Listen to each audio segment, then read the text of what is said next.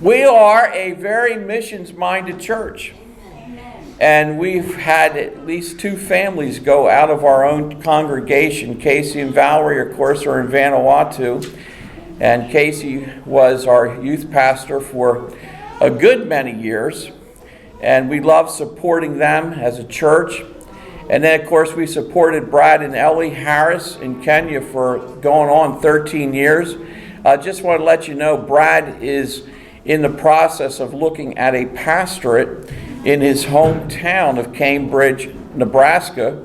And so you can be praying about that for them as they're adjusting back to being here in the States again.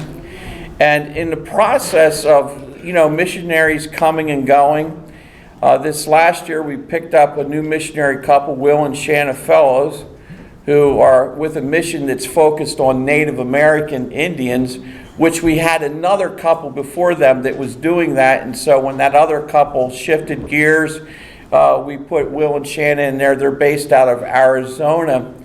But as we also looked at our whole missions portfolio and where we have people, for whatever reason, we just haven't had anybody in South America.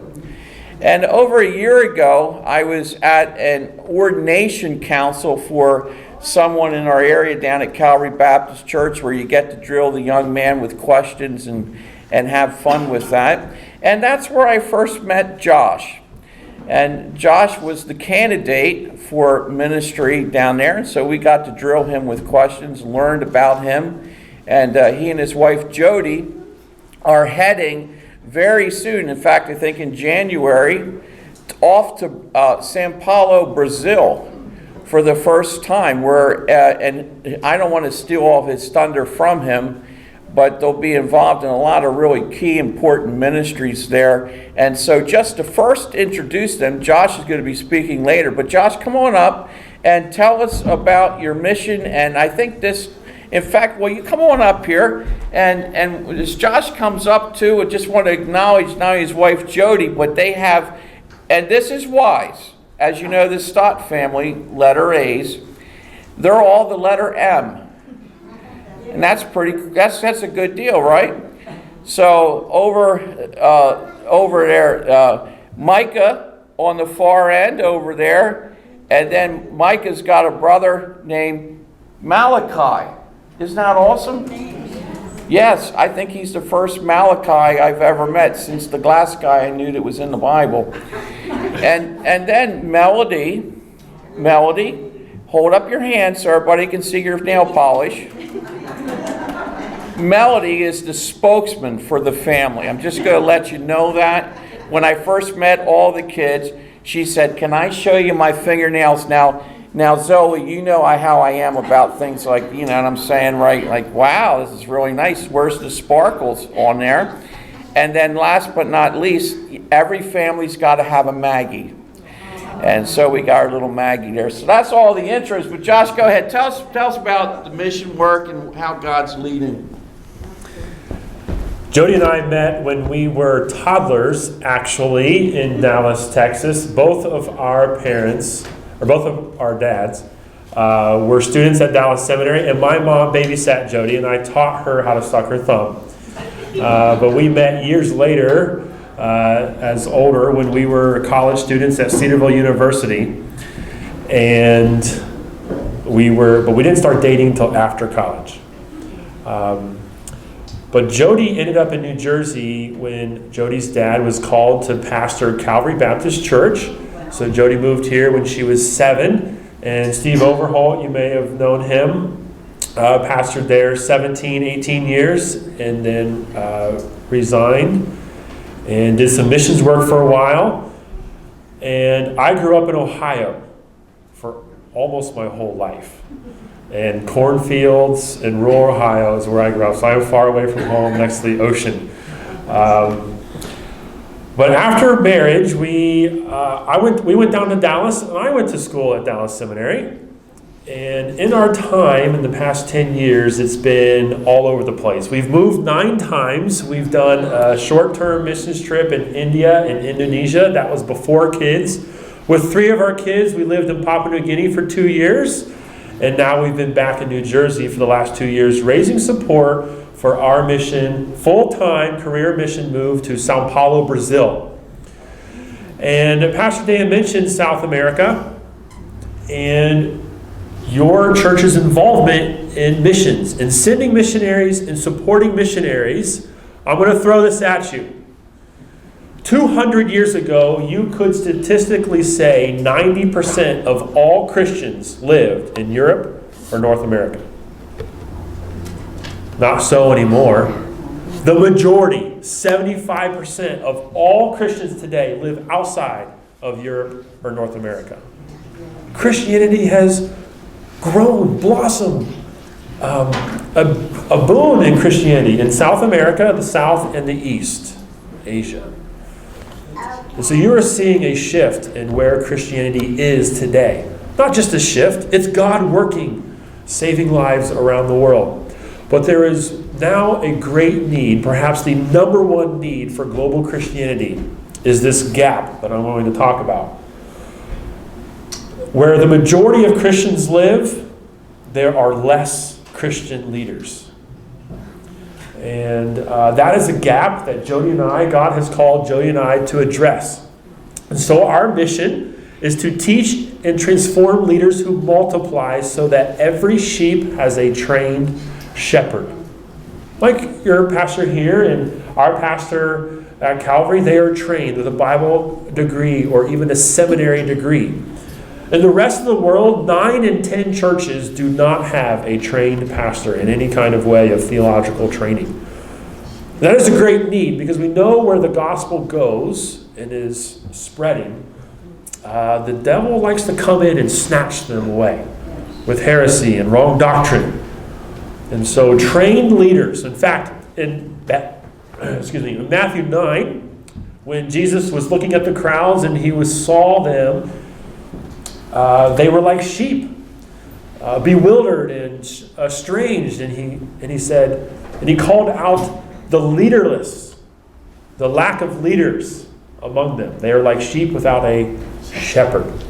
And so that is what our mission is. And so we are strategically going to Sao Paulo, Brazil, the largest city in the Western Hemisphere, the largest city in the Southern Hemisphere, 22 million people. And we will be doing church planting. Our mission, ABWE, has planted 80 churches in that city in the last 70 years that our mission has been there. And there are 3 current church plants going right now. We have a team down there that will be joining. We'll also be partnering with a Bible college, Logos Baptist Seminary, where I'll be a professor and assisting in administrative duties. And we'll also be partnering with new Brazilian missionary initiatives. There are 35,000 Brazilian missionaries around the world. Isn't that amazing? So Latin America and Asia, where we are seeing the growth of Christianity, they need leaders.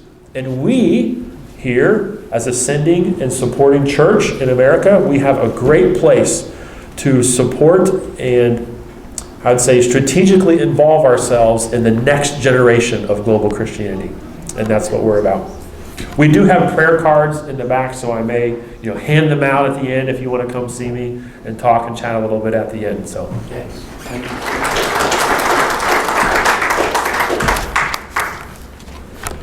All right, thank you for the welcome, and shall I begin? We'll be in Hebrews today, and we'll talk a little about pain in our lives. Nobody has any pain in their lives, right? No. Right. But there is a recognizable fact to all of us humans when it comes to pain. We want to avoid pain. In fact, our bodies are even created that way. Our neurological systems, when you're approaching heat, heat can burn you. Your body will actually retract from pain before your mind can tell your hand to do that. That's a part of how your body reacts.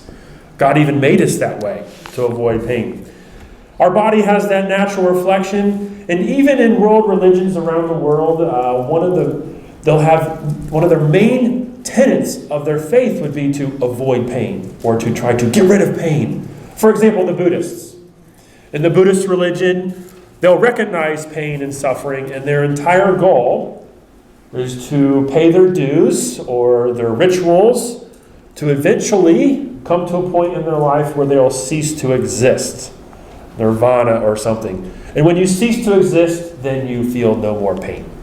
That's a goal, to rid yourself of pain. Or how about the Scientologists? They do mind therapy, where you do all this logical reasoning to try to discover your life, where the source of pain might be, so that you can learn it and conquer it and defeat it and rid yourself of pain through mind control therapy. It's undeniable, I think. We all want to avoid pain. Even as Christians, we don't necessarily just walk right through pain, wanting it. We're the same way. We don't want pain. But the Christian, I think, frequently faces a challenge unlike the rest. Sometimes it is actually our Christian faith that is the cause of our pain. Whether it be through persecution or ridicule or scorn from the outside, or just recognizing that what it means to follow Christ can bring difficulty. Other times it's just pain in general. You've had a significant loss of a loved one, a significant relational strain with someone that you love dearly. Maybe a very difficult and maybe even very painful physical difficulty. Those kinds of pains also bring a special, unique challenge to the Christian. Sometimes, many times, when we're walking through these seasons of pain in our life, there is a draw, there is this pull to get us to walk away from our faith. It kind of goes like this. You're going through pain in your life. And in order to avoid the pain or reduce the pain in your life, one of the things that you should do is reduce your commitment to Christ. We feel that pull sometimes as Christians. And I think Christians uniquely face this trial sometimes. So what are we to do in the midst of our painful trial? And when our faith and this painful trial collide? What are we to do? Whether it's relational pain or emotional pain, something that's traumatic, a pressure, or maybe even anxiety that we're facing. What do we do when there's a desire to seek to avoid the pain or reduce the pain in our life by reducing our commitment to Christ? I think the book of Hebrews here in chapter 2, the writer here is going to address this specific issue and give us a guide here. And we're going to find our help in this situation from the one, Jesus, who was made just like us. So let's look at Hebrews 2, verses 5 to all the way to 18. And we're going to look at three main areas in this passage. First, we're going to look at God's perspective. Got a lot of P's this morning. Pain. We're going to first look at God's perspective when it comes to our pain. We're going to look at Jesus' pioneering work for our faith. And then lastly, we're going to take a look at our posture. What kind of posture ought we to have in the midst of our pain? So let's first look at Hebrews 2, and I'm going to read verses 5 through 9, and we're going to look at God's perspective first here when it comes to our pain. Hebrews chapter 2, verse 5. For he did not subject to angels the world to come, concerning which we are speaking, but one has testified somewhere, saying, what is man that you remember him? Or the Son of Man, that you are concerned about him? You have made him for a little while lower than the angels. You have crowned him with glory and honor, and have appointed him over the works of your hands. You have put all things in subjection under his feet. For in subjecting all things to him, he left nothing that is not subject to him. But now we do not yet see all things subjected to him. But we do see him who was made for a little while lower than the angels, namely Jesus, because of the suffering of death, crowned with glory and honor, so that by the grace of God he might taste death for everyone. As we look at God's perspective, I want us to first look, though, at how we perceive things in our pain. I think when we experience pain, any kind of pain, it disorients us. It clouds our judgment. We kind of get fuzzy to what exactly is going on. Even simply when I'm in some conflict with my wife, there's natural relational pain or strain there. It gets very confusing. Who said what? What was the intention by what you said it? What was going on? That hurt. It's confusing, and you have to unravel it and unwrap it. And how we perceive things is not always right. Often it's distorted somehow. Even like physical pain can be disorienting. There's a certain amount of shock. Last football season, my nephew had a concussion in a football game. And that whole night, and even most of the next day, he couldn't remember what was happening. He didn't remember that he had a football game. He couldn't remember that his girlfriend had traveled a long way to see him at that game. He had no idea why she was there. It was all confusing. Pain can really disorient us to what is actually real in our lives. And we are sometimes wrong in how we perceive things. And that is why we need God's perspective. And the writer highlights this for us. At the end of verse 8, he recognizes this problem when he says, "But now we do not yet see all things subjected to him." We live in a world with pain. And we go all the way back to Genesis 3, and we know why there is pain in this world. Sin has brought death into this world, and now the world is cursed. So we are participants in this pain, as well as recipients of the suffering of what death has caused in this world. But Jesus has come 2,000 years ago. He died. He rose from the grave, and he's ascended in heaven. He's ruling the whole entire universe. And yet there's still pain. And what we don't see is how all things are subjected to him.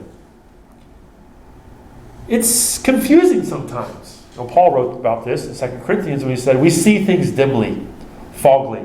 It's difficult. The sin and the death, it's a part of this world that causes this pain. We're like, is God still in control? What's going on here?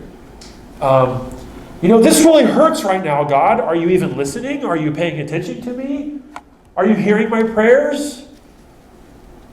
See, sometimes we don't yet see all things subjected to him. That's how we perceive things. That's the difficulty that we're in this painful struggle. So what is God's perspective, though? What is God's perspective that we need to adopt for our eyes to see what's really going on? I think when pain disorients us, we need God's perspective to reorient us. Because God's perspective will reorient ourselves out of the disorienting pain. Verse 9. There's several times throughout Scripture where one of the most important words is the small word, the word but, the contrast, the big contrast. We don't yet see all things subjected to him, but verse 9. But we do see him who was made for a little while lower than the angels, namely Jesus. Who do we see? We actually do see Jesus. Because he came as a babe. 2,000 years ago. He entered our world where we could see, touch, and be with him. The disciples were, and they recorded Jesus and his message. And we are able to see him now through faith. Ruling the universe. Watching over us. There's a little bit more about God's perspective that I want to unpack here, and it goes back to verses 6 through 8.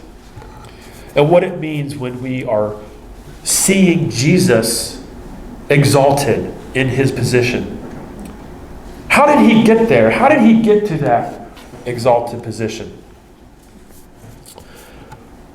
Well, if in your Bibles, I'm not sure what translation you may be following, but in verses 6 to 8, you might be able to see that this is a quotation from an Old Testament passage. It might be with parentheses around it, or quotation marks, I'm trying to say, or it might be italicized a little bit different. But these three verses are quoted from a psalm in the Old Testament, Psalm chapter 8.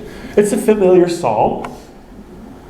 And it's a psalm, sometimes we say it's a creation psalm, where the psalmist is sit down and he sees creation and he's just worshiping and praising God about how amazing creation is. But he specifically singles out man and is just pondering, who is this man that the God of the whole entire universe is mindful of him and caring for him? Man is so insignificant, but yet has the most glory in the creation. He is crowned with glory and honor. As a creation psalm, the psalmist is writing about the theme of Genesis 1 and 2 of creation. And if you go back to Genesis 1:26, we have Moses saying what God said when he created Adam and Eve. Let us make man in our image and let them rule over the earth. Rule and subdue the earth was our divine command from God. So let me unpack this a little bit for you, what the Hebrews writer is quoting here from Psalm 8. You have from the beginning God's creation of man, giving man a destiny and a purpose to rule creation with glory and honor. We have this destiny.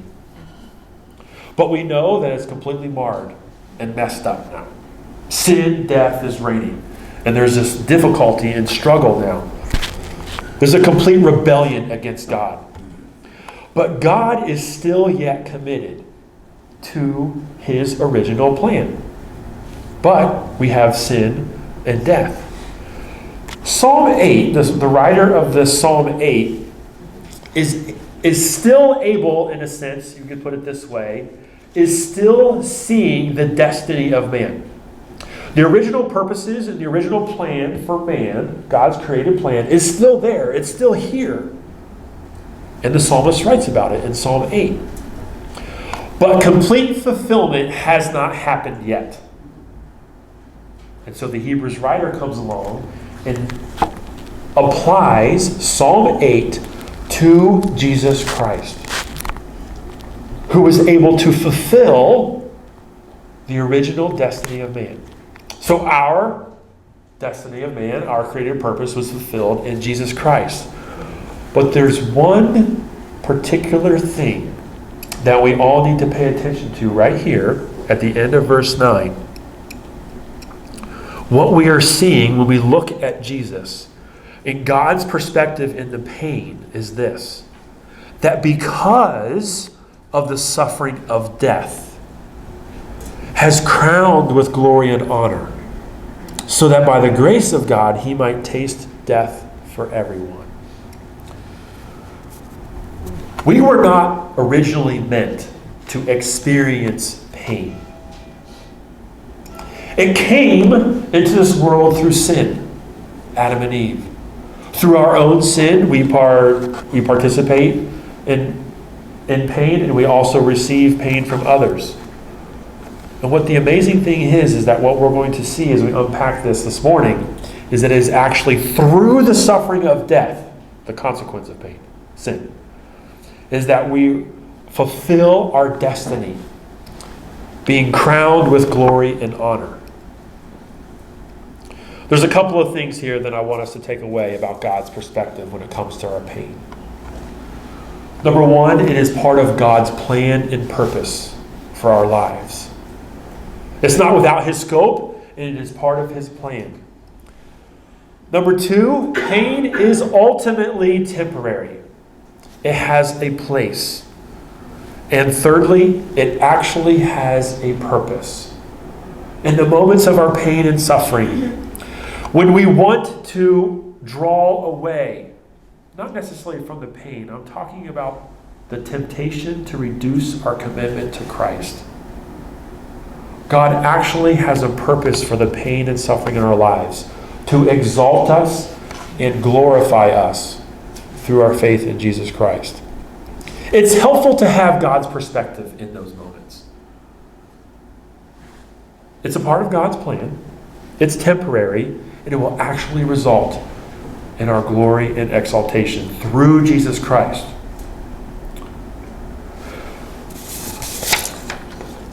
I'm going to skip along here as we go.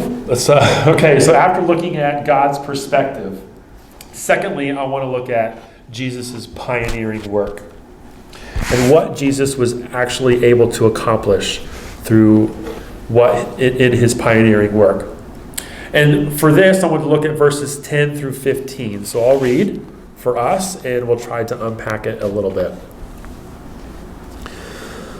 Verses 10, "For it was fitting for him, for whom are all things, and through whom are all things, in bringing many sons to glory, to perfect the author of their salvation through sufferings.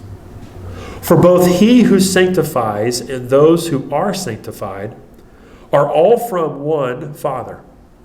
For which reason he is not ashamed to call them brethren, saying, I will proclaim your name to my brethren. In the midst of the congregation I will sing your praise. And again I will put my trust in him. And again, behold, I and the children whom God has given me. Therefore, since the children share in flesh and blood, he himself likewise also partook of the same, that through death he might render powerless him who had the power of death, that is, the devil, and might free those who through fear of death were subject to slavery all their lives. What about Jesus' pioneering work? When we're going through that pain in our lives, and you may be thinking of a painful moment now in your life where you might be questioning God or doubting, or maybe even just straight up tempted. You know what? I'm not going to church anymore. It's too difficult.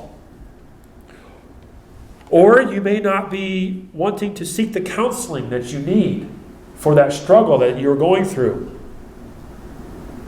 because it's too painful or it's too much suffering. Jesus actually blazed the trail before us where he will call us to walk. He did it first. If you look at verse 10 and the word author, there is the word that I'm using, pioneer. The word author or pioneer is talking about how Jesus was not just the founder of our faith, he is also our continual leader.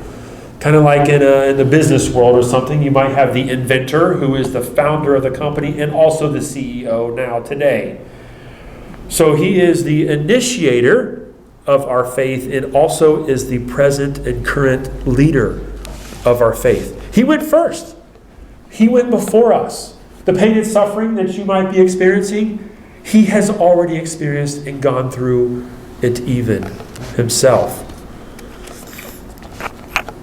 In verse 10, going back to even God's perspective, we see the writer talking about how it was fitting for him. That would be fitting for God. It was in God's plan, as God set into motion how he would save us from our sins. It was God's plan that in order to bring us, believers and followers of God, in order to bring us to glory, that he would, in his plan, that he would bring this plan to perfection. Now, this word perfection isn't necessarily the idea that somehow things were messed up and God needed to fix it. It just means that us, you and I, were not glorified yet. We were in this not yet phase. Imperfect means, maybe better translated, complete. To bring something to completion. From creation, messed up by sin and death, to bring it to its ultimate end, to us being glorified. In order for that to happen, in order for it to be complete, the pioneer of our salvation had to go through suffering and death. It had to happen. Why? Why was it so important for Jesus to experience all that we experienced? Have you ever tried to talk to somebody and they just don't understand what you're going through? That's almost just as painful as the pain that you're going through. Because no one understands. Does anybody hear me? What's going on? Can anybody actually help me? Can anybody speak the words that can help dissolve some of this pain that's going on? Is anybody able to hold my hand and just understand how difficult this really is? I'm here to tell you that Jesus can. Jesus can understand, because he has experienced more pain than any human being that has ever lived and ever will live. He has even been tempted more than we have ever in our entire life and never gave in. He can help us. He understands. He has gone through it. In fact, you remember when he was on the cross and he said, my God, why have you forsaken me?" He was quoting Psalm 22, which is a famous prophecy psalm about what the Messiah would go through. In verse 12, right here, it is a quote from Psalm 22, but not the beginning. At the end of Psalm 22. At the beginning of Psalm 22, it's all suffering and difficulty and just crying out for God to help, help, help. And halfway through Psalm 22, the help comes. The psalmist is brought out of his difficulty and out of his predicament. And who is the one who brought him out of his predicament? God. Because he was the one he was praying to. And what does he do? The psalmist runs to the temple, runs into the midst of the congregation, and he says these words, "I will proclaim your name to my brethren. In the midst of the congregation, I will sing your praise." That's from Psalm 22. And now it's on the lips of Jesus right here in Hebrews chapter 2. As what Jesus does for us.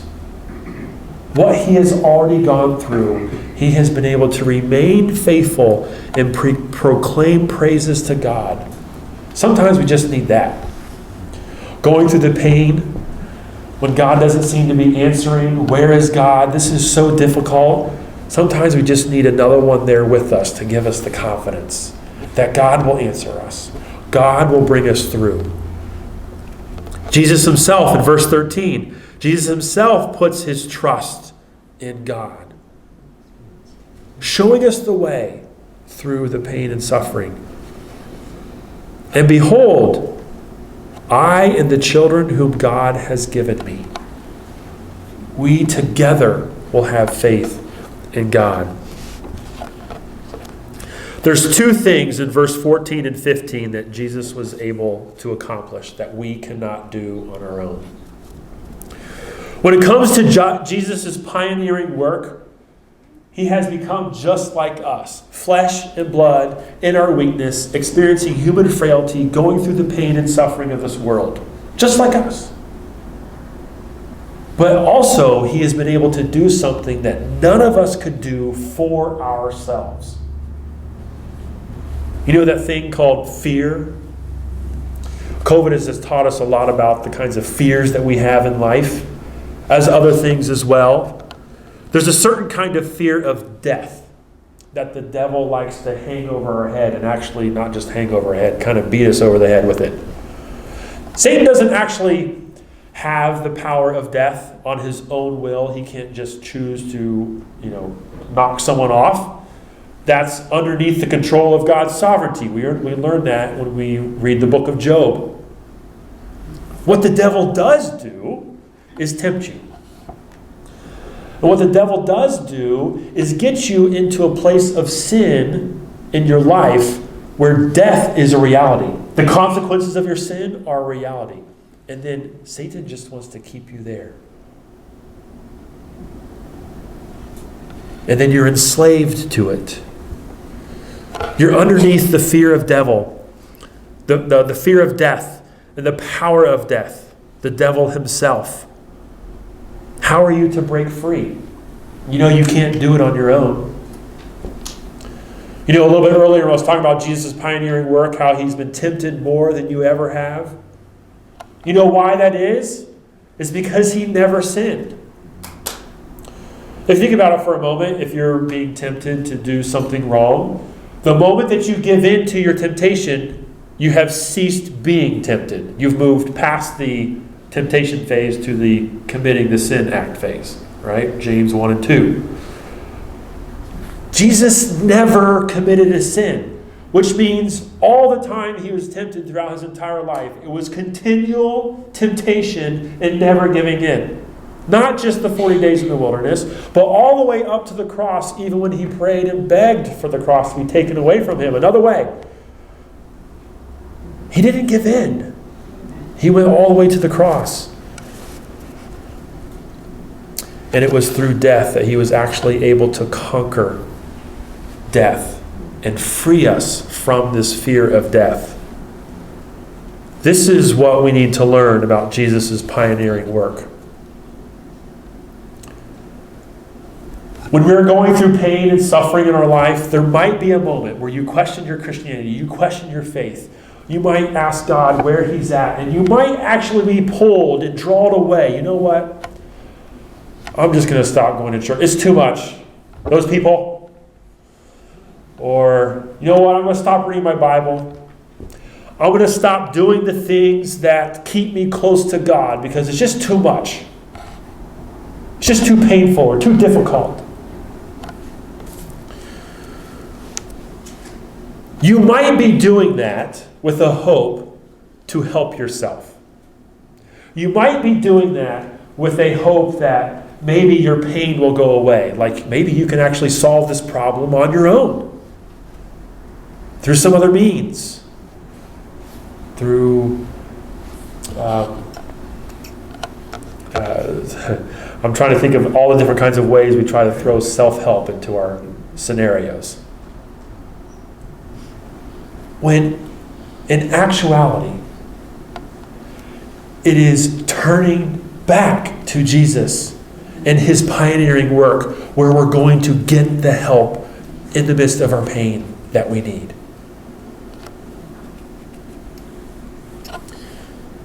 I think sometimes the world looks at Christians and our Jesus, the one we worship and follow, and they ridicule us with this question. Why would you ever do that? Follow Jesus and be like him. Isn't that weak? Isn't that difficult? Isn't that just too hard?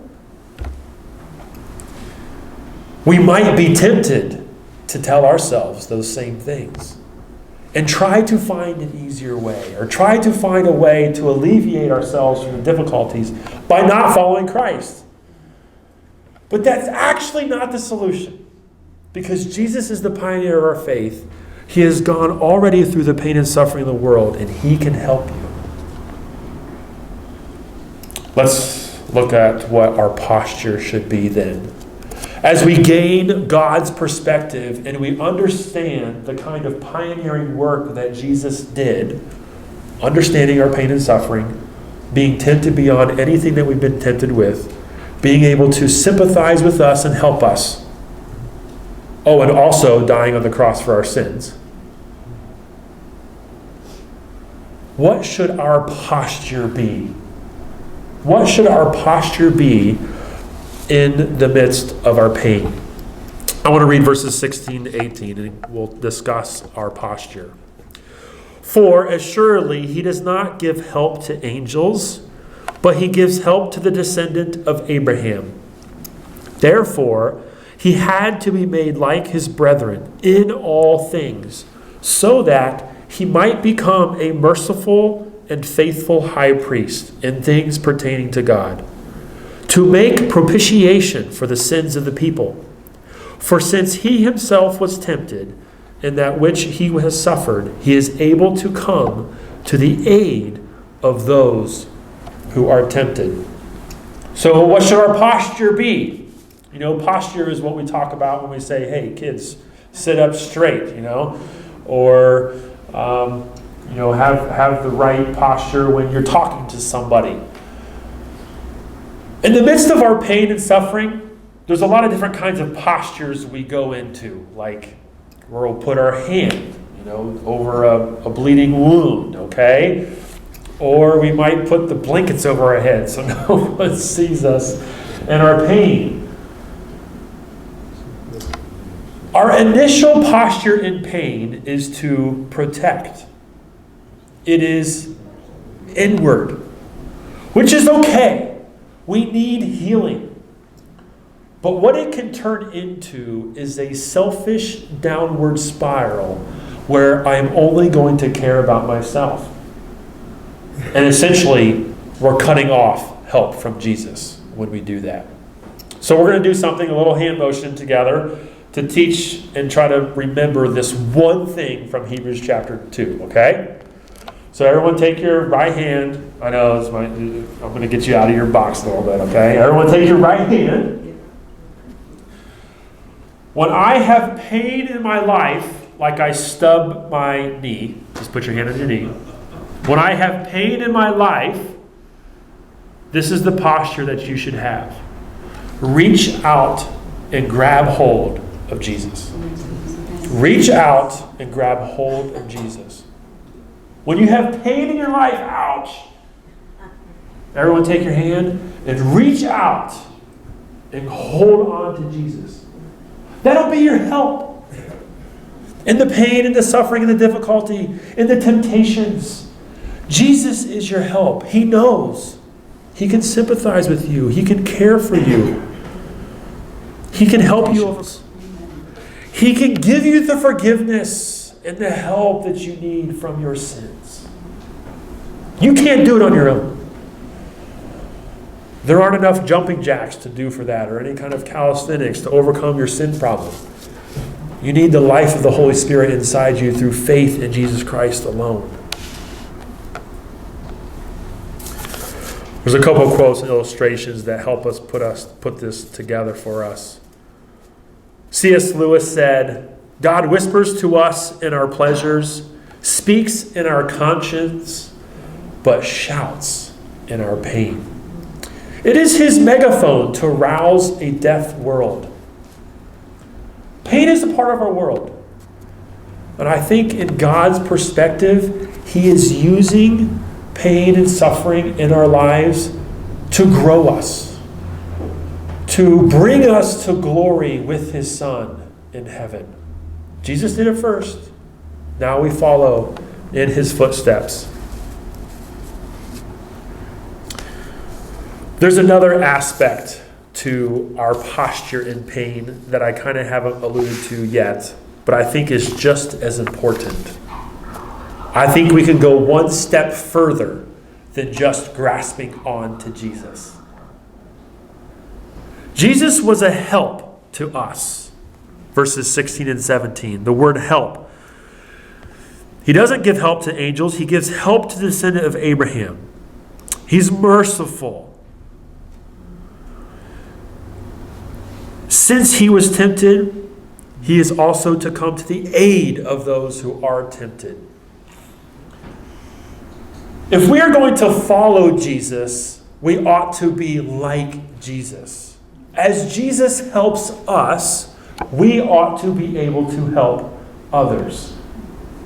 So there's a second aspect, actually, of this posture that we ought to have. When we're experiencing pain in our lives, we need to grab hold of Jesus. What should we do with our other hand? Help others. Serve others. Give to others. So everyone do this with me. When we're experiencing pain in our lives, we need to grasp hold of Jesus for help and reach out our other hand to help others. That's what we ought to do in our pain. The pain might not go away. That's not necessarily the point. The point is that you are maintaining your faith in Jesus Christ. He is able to work in you and through you, help you in your pain, and then you are able to help someone else also. Don't abandon the faith. Don't abandon the faith.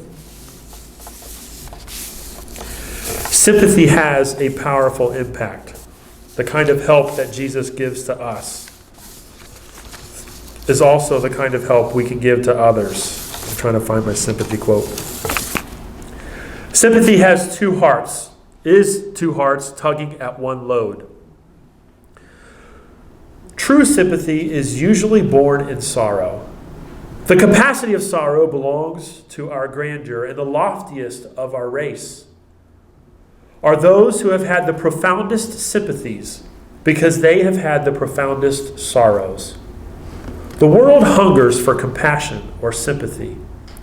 Often we can do nothing but sympathize, suffer with the distressed, but oh, how it helps when you have a companion by your side.